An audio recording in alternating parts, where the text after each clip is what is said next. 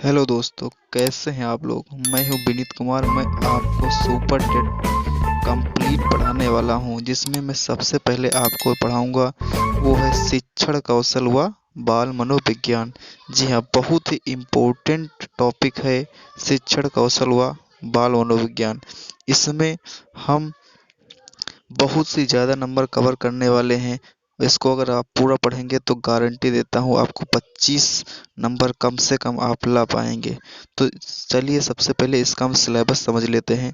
इसमें जो सिलेबस में दिया गया है कि पहला पॉइंट शिक्षण की विधियाँ एवं कौशल। जी, इसके बारे में हमको पढ़ना है कि शिक्षण की विधियाँ क्या होती हैं, कैसे कैसे पढ़ाया जाता है, ठीक किन किन तरीकों से पढ़ाया जाता है। बेसिकली इसमें जो हम जो पढ़ेंगे वो शिक्षण अधिगम प्रक्रिया के बारे में पढ़ेंगे। इसमें कुछ अलग पॉइंट भी पढ़ेंगे, जैसे हो गया शिक्षा शास्त्र के बारे में, ठीक। और क्या हो गया आपका शिक्षण के बारे में, और क्या हो गया जी, विधियाँ क्या होती हैं, अधिगम क्या होता है, कैसे पढ़ाया जाता है, इन सब के बारे में हम बात करने वाले हैं। जी, आगे अगला पॉइंट है आपका शिक्षण अधिगम के सिद्धांत एवं शिक्षण सूत्र।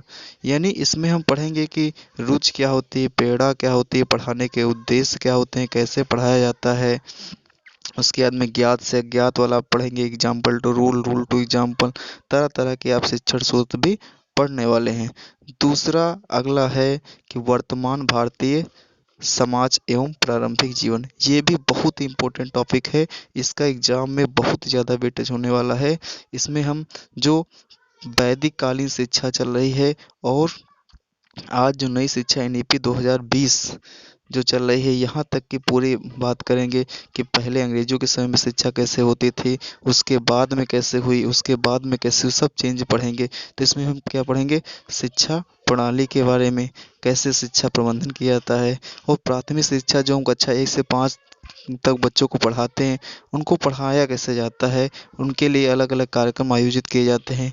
ये सब चीज़ें हम पढ़ने वाले हैं। अगला जो पॉइंट है वो है समावेशी शिक्षा, प्रारंभिक शिक्षा के नवीन प्रयास। जी हाँ, बहुत ही समावेशी शिक्षा बहुत ही इम्पोर्टेंट रोल है। ये ऐसा टॉपिक है जो आपके यूपी टेट में, सुपर टेट में, सी टेट में, डी ट्रिपल एस भी एग्जाम, कई एग्जामों में पूछा जाने वाला बहुत ही अच्छा टॉपिक है।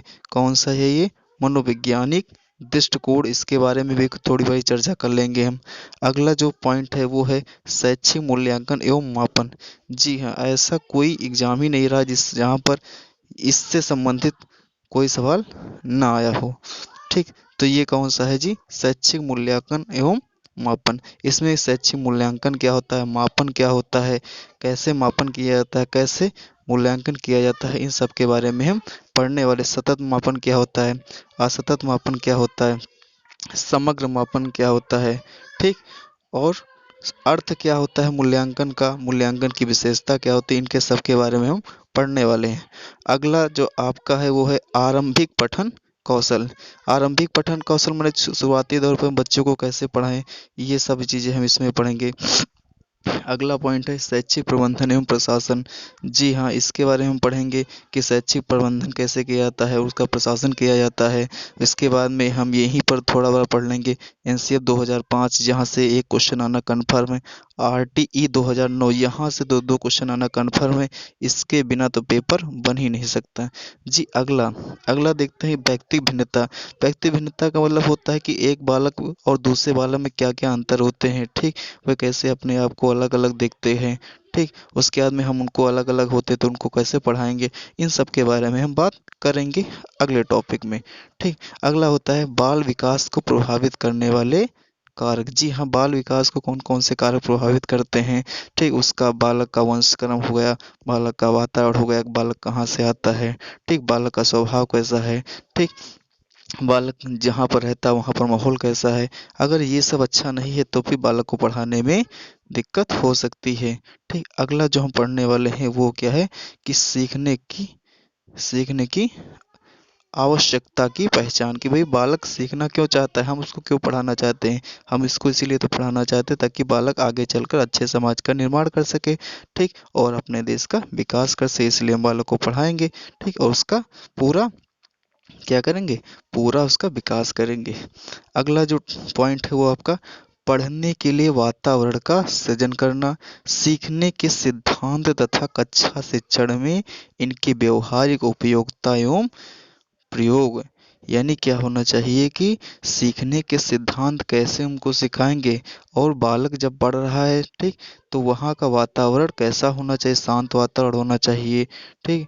इसके बाद में हम आगे जो पढ़ेंगे वो है आपका दिव्यांग छात्रों हेतु विशेष व्यवस्था। यानी जो बालक क्या होते हैं, दिव्यांग होते हैं, ठीक, जिनमें क्या होती है, कोई बालक मान लीजिए एसिड अटैक से पीड़ित है, ठीक, कोई अंधा है, ठीक, कोई क्या है, किसी के पैर नहीं है।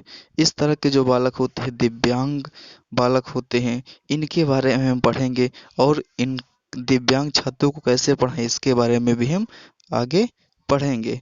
अगला जो आपका टॉपिक है वो कौन सा है जी, वो है CDP। मैंने यहीं तक हमारा सिलेबस कंप्लीट हो जाता है, लेकिन अगर आगे हम इसको बांटना चाहें तो आगे भी इसको बांट सकते हैं, जो हमको एक मोटा मोटा तौर पर अंदाज़ा ले सकते हैं कि इसमें जो CDP पूछी जाएगी, ठीक, वो बाल मनोविज्ञान कितने नंबर का होगा, 10 नंबर का होगा। टीचिंग स्किल पूछे जाएंगे, टीचिंग स्किल भी आपके 10 नंबर होंगे। ये सबसे अगर पूरे इस देखा जाए पोर्शन में, तो सबसे कठिन पोर्शन कौन सा होता है, टीचिंग स्किल, शिक्षण कौशल बहुत ही इंपॉर्टेंट पार्ट होता है, बहुत ही थोड़ा कठिन होता है, लेकिन मैं पढ़ाऊंगा तो आपको कोई प्रॉब्लम नहीं होने वाली है। आगे देखिए, आगे कौन सा है, टीचिंग शिक्षण कौशल। शिक्षण कौशल के बाद में कौन सा है, जीवन कौशल। जी लाइफ स्किल के बारे में पढ़ेंगे। लाइफ स्किल भी आपसे कितने नंबर की, 10 नंबर की पूछी जाती है। 10 नंबर बहुत ही अच्छा पार्ट होता है, बहुत ही आसान पार्ट होगा, इसमें आपको कोई दिक्कत नहीं होने वाली है। Thank you guys.